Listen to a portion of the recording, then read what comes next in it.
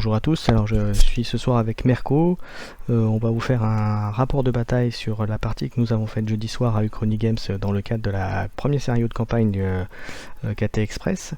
Donc moi je jouais une équipe Salamanders et Merco jouait une équipe de Tau. Alors Merco, est-ce que tu peux nous présenter ton équipe, de quoi elle était composée? Salut à tous et merci pour l'invitation déjà. Et donc j'ai bien survécu à cette partie et maintenant je vais vous présenter succinctement. On va survoler vite fait ma compo de Tau. Alors c'est une compo que que je joue assez souvent. Bon, il y a des classiques dans les classiques forts, c'est-à-dire donc les Pathfinder Gunners avec des Ray Rifle. Donc là il y en a deux. Il y a un choix que je fais pas souvent, mais là du Primar Steels avec Fuseur. Ensuite on a les trucs qui commencent à être inhabituels, qu'on voit pas très souvent, c'est les Breachers. Donc là du coup j'en joue deux, un en scout et un autre en non spécialiste. Donc c'est un leader, enfin c'est les espèces de sergentaux qui servent de sergent, enfin de leader d'escouade. Donc là c'est cette version là pour en tant que breacher. Je mets toujours des pistolets parce que c'est gratuit et que ça peut toujours servir. C'est quand même du pistolet Tau à force 5 qu'il ne faut pas oublier de mettre. Car Ouais, à Kill Team on peut mettre un pistolet gratis. Voilà. Et ensuite, une petite nuée de drones, comme tous les adversaires des Tau les adorent. Donc du coup, il y a un recon drone pour soutenir les deux Pathfinder Gunners, qui sont respectivement sniper et com. Ensuite, il y a donc 3 gun drones. Donc ça, c'est vraiment une unité.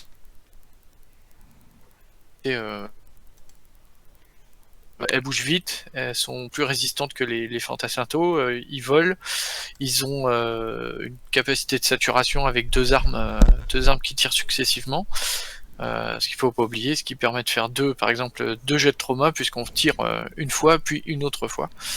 Si on a éliminé sa cible, on peut même changer.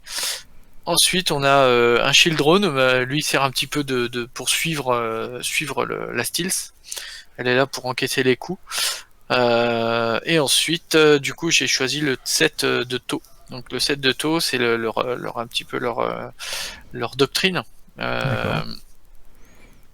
Du coup, elle permet de faire des tirs d'Overwatch à 5+, au lieu de 4+, tant qu'il y a un autre Tau dans les 6 pouces. Voilà.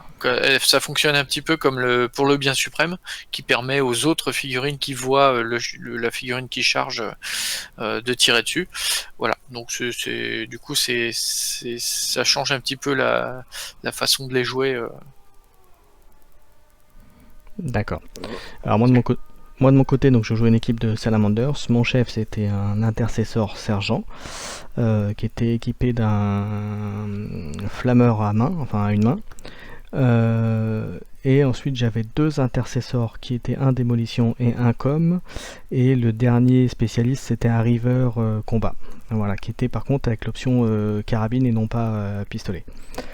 Ou couteau, je sais plus quelle est la différence entre les deux. Voilà, et après principalement, comme vous verrez sur les images qu'on va mettre en parallèle,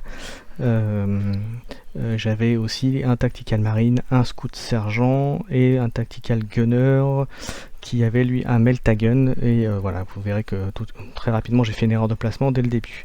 Voilà, Merco, donc... Vous n'avez pas vu, mais j'ai été déconnecté quelques secondes, le temps que Pierre-Luc fasse son speech, mais je crois que c'est resté invisible. Ouais. Ça risque peut-être d'arriver. Voilà, si ça reproduit, c'est pas grave, je meublerai, il n'y a pas de souci. Donc j'étais en train de dire que ma composition d'équipe, et que j'avais fait une erreur tout de suite au débarrage avec mon tactical gunner, voilà. Tactical marine gunner qui avait un metal gun et que je pensais que ça tirait loin, et que c'était pas le cas du tout. Mais ce qu'il y a, c'est que sa force 8, sa capacité de dommages, etc. font que du coup c'est un classique, c'est une arme à très courte portée. Alors donc on se voyait pour faire le premier scénario de la campagne KT Express. Donc tu avais gagné le jet de dés pour le placement de ta kill team. Tu avais donc bien sûr choisi un côté et moi bien sûr l'autre.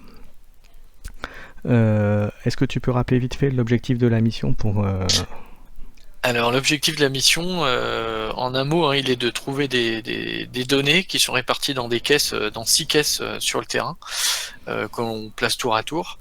Et du coup, enfin 4 caisses, pardon. Et du coup, il va falloir, enfin le but est de récupérer les caisses, les données assez rapidement en fouillant un maximum de caisses, ou en étant plus rapide que son adversaire à avoir les caisses pour avoir les données en premier. Donc il peut y avoir éventuellement des blagounettes pour ouvrir ces caisses, elles peuvent être piégées, mais bon c'est quand même un jet assez facile à faire. Et lorsque l'un des deux camps a récupéré les données, la partie se transforme un petit peu dans sa physionomie, c'est que là du coup il y a un porteur qui doit courir, prendre ses jambes à son cou pour ne pas se faire zigouiller et pour pas que sa faction se fasse piquer les données, en gros. Voilà. Alors, ce qui s'est passé, donc on va commencer à décrire un peu ce qui s'est passé pendant la bataille. Donc, très rapidement, au tour 1, moi j'ai fait avancer, je m'étais positionné pour aller très vite sur les... Ah. Hein? Je suis encore déconnecté, non? Non, tu es là. Donc je disais que je m'étais positionné assez en avant pour être très vite sur les caisses, justement. Toi aussi, il y en avait 2 qui étaient très facilement accessibles pour toi, si je me souviens bien. Enfin, on va les voir sur les photos de toute façon. Et très rapidement, moi, mon river est allé taper une caisse, et dans la caisse, il y a eu les données. Pendant ce temps, toi, tu canardais de ta position haute mes unités, si je me souviens bien. Bon, ça a pas très bien marché. Bon, cela dit, après, oui, c'est vrai c'était assez dangereux quand même pour toi. Avec, on va dire qu'ils ont quand même, ils ont été pas mal exposés. Du coup, t'as pris des risques, mais ça a valu le coup puisque t'as récupéré les données au premier tour, comme je pense la plupart des joueurs. Oui.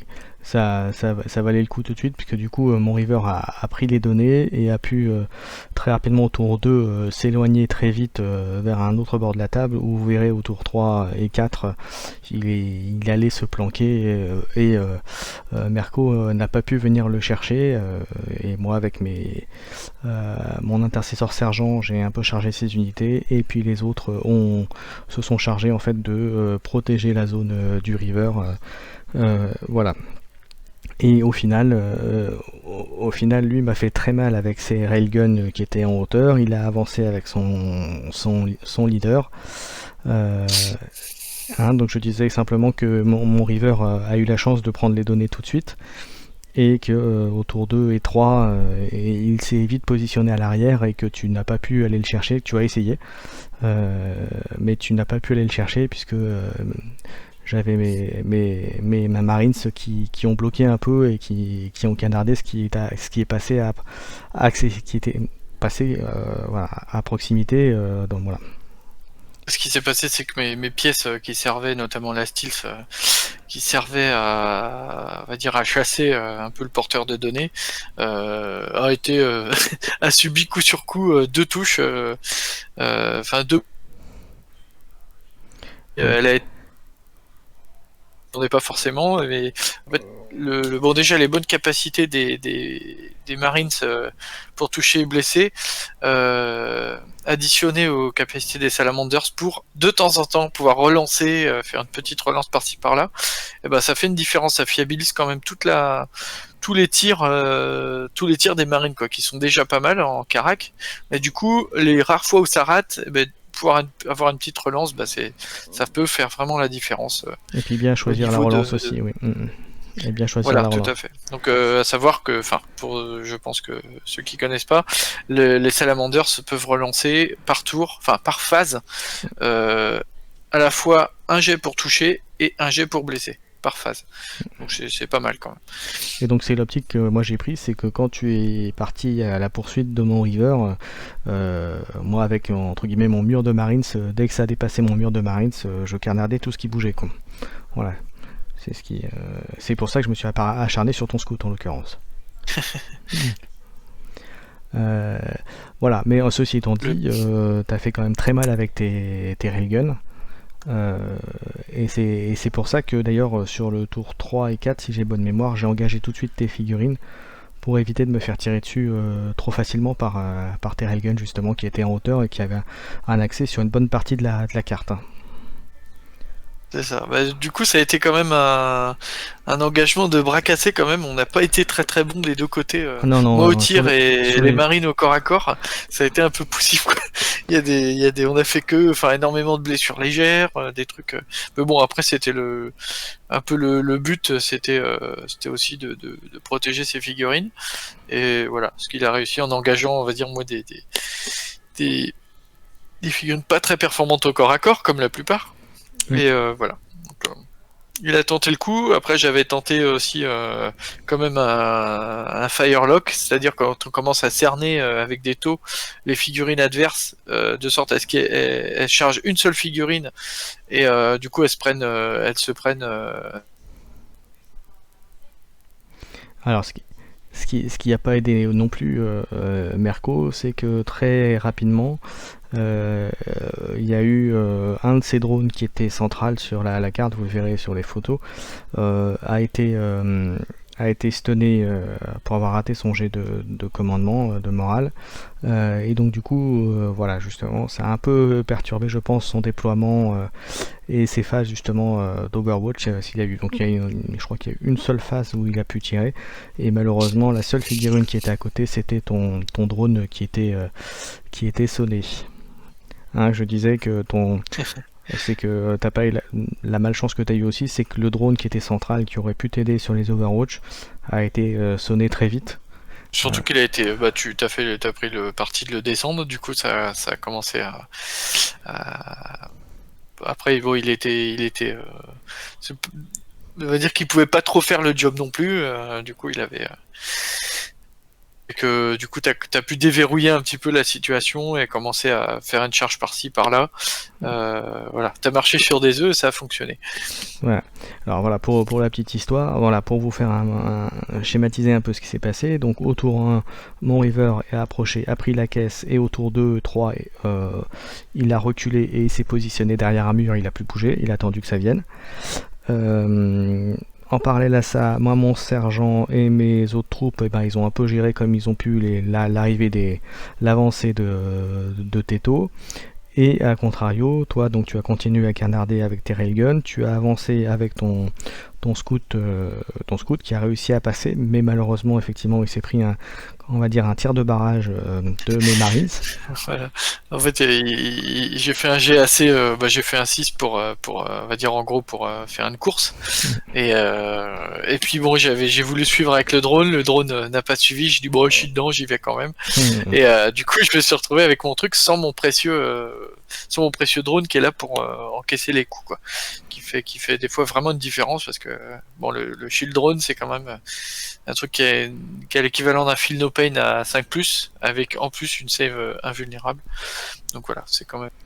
Voilà, donc au final, effectivement, moi j'ai fait un peu une élimination systématique de quelques figurines, voyant effectivement qu'en jet de commandement c'était un peu limite, donc du coup j'ai un peu poussé le bouchon là pour effectivement faire en sorte que tu aies des figurines qui soient vite sonnées. Et du coup, après il a été impossible pour toi de passer mes Marines voilà, de manière efficace pour aller chercher le River, et de toute façon j'avais gardé des points pour l'empêcher de mourir s'il y avait besoin, aussi avec la capacité Space Marine. Voilà, donc ça c'était pour la petite histoire. Est-ce qu'on a oublié quelque chose, Merco ? Non, je ne crois pas. Après, non, non. Bah, si, il y a peut-être juste un petit. Enfin, bon, c'est pour la campagne elle-même. Les règles ont été un tout petit peu éditées afin de clarifier un petit peu, enfin, de décomposer au niveau temporel les phases. Voilà, donc c'est juste l'esprit du scénario, le fond n'a pas été altéré. Mais du coup, on a juste remis à jour, fait quelques petites corrections de wording pour le scénario. Donc si vous voulez, vous prenez le même lien normalement et du coup vous pouvez accéder au scénario V1.2. Parfait, parfait. Qu'est-ce qu'on peut, pour compléter, on peut dire que pour la campagne, moi j'ai gagné, il y a eu deux de mes spécialistes qui ont gagné 2 XP, si j'ai bonne mémoire. Toi, il y a eu ton leader qui a été tué, je crois. C'est ça? Le leader qui meurt. Oui. Voilà. Mais bon, ça, je pense qu'on fera un petit fluff dessus quand même, histoire de marquer le coup.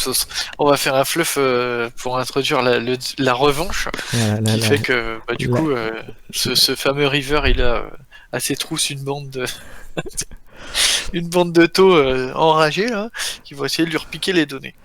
Donc bah écoute, on fera la mission 2, la revanche, un de ces 4. Et puis ben nous sinon, moi j'attends les comptes rendus sur la page Facebook pour ceux qui ont fait la 1 et la 2. Voilà, n'hésitez pas à donner vos avis, on attend ça avec impatience. Voilà, bah écoute, merci Mirko. Merci d'avoir fait ce petit rapport avec moi. J'espère que les photos vous auront plu. Voilà, on a fait ce qu'on a pu. C'est un premier essai sur ce type de rapport de bataille. Voilà, que ce soit pas trop long, pas trop détaillé non plus, parce que voilà, il faut que tout le monde puisse apprécier. Voilà, un petit mot de la fin, Mirko. Ah, ben, je crois qu'on l'a perdu. Et ben, on va le remercier encore une fois. Et puis, ben, tu es là, Mirko? Ouais, toujours. Oui, donc je disais un petit mot de la fin, là j'étais en train de faire une petite conclusion. Donc bah écoute, comme je disais, c'était un premier essai de rapport, voilà, qu'on essayait de pas faire trop long ni trop court, en espérant que les photos plairont. Voilà. Donc je disais le petit mot de la fin pour toi, si tu veux rajouter quelque chose pour finir.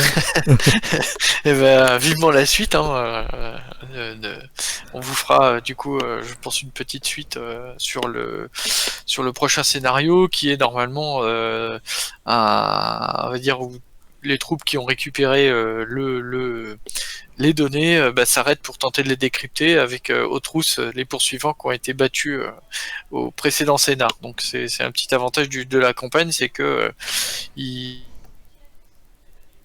il donne des petits conseils sur le fait que si le perdant du scénar précédent sera l'attaquant du scénar suivant, etc. Donc voilà, après comme on disait, c'était pas une obligation, mais disons que voilà, si vous voulez faire un truc rigolo, voilà, c'est sympa de le faire dans ce sens-là. C'est ça, donc c'est des rails narratifs qui te permettent tu peux te faire sortir des anecdotes du lot, des trucs comme ça. Voilà. Voilà, très bien Mirko. Bah écoute, je te souhaite une bonne soirée. Et puis bah écoute, merci à tous. Je te donne rendez-vous pour la mission 2 alors. Ça marche. Allez, à bientôt Mirko. À plus.